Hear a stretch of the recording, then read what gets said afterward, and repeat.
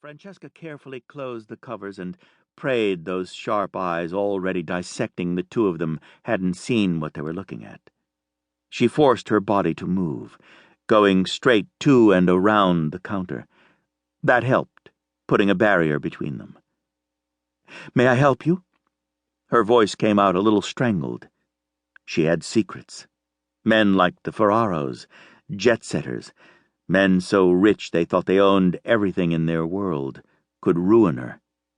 She knew from experience that they wouldn't think twice about destroying anyone who got in their way. "Hello, Joanna," the newcomer said, looking at Francesca, not Joanna. "You want to introduce us?" Joanna jumped up so fast she nearly knocked over her chair. This time of day the deli was relatively quiet. Clusters of customers came in sporadically until the next big rush. Still, the few customers that were there ceased speaking, just as they'd done when Stefano had walked in. "Of course. Giovanni Ferraro, this is my friend Francesca Cappello." Giovanni stuck out his hand. Francesca had no choice but to take it or seem rude. For all her declarations of the Ferraro family keeping the neighborhood safe, Joanna seemed anxious.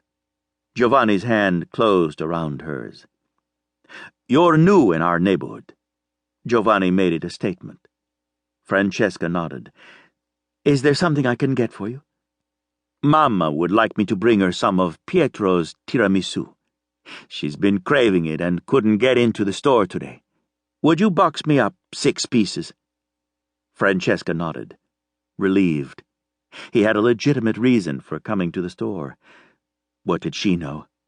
Joanna said the family frequented the store. Her weird encounter with Stefano made her nervous, that was all. She put together one of the carry boxes and lined it carefully, knowing Pietro would want the box to be extra special. "How are you settling into the neighborhood?" Giovanni asked. "Everyone treating you right?" Francesca felt the tension in the store rise a notch. She lifted her gaze slowly to meet his. This was no casual visit.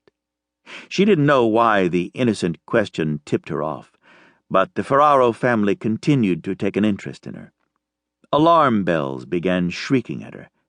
Maybe even Chicago wasn't safe for her. She tried not to look as if she was freaking out.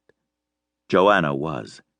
Her face had gone pale, and she twisted her fingers together anxiously, waiting for Francesca's answer.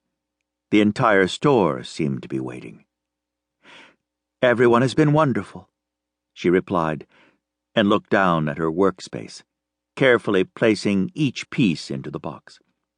"No complaints, then?" he prompted. Her heart jumped. She felt like she was walking on eggshells. One wrong move and something terrible would happen. She just didn't know what. "None." She put the box on the counter. Giovanni leaned close as he handed her the money for the tiramisu. "Buy some shoes." His voice was low, just between the two of them.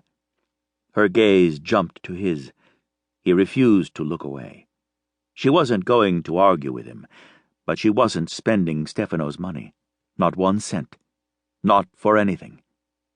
Pietro let her eat there at the deli, and she was careful not to abuse that privilege, but she wasn't going hungry anymore. So she didn't need Stefano's money. The Ferraro family seemed to be obsessed with her getting new shoes. "Don't piss him off," Giovanni advised.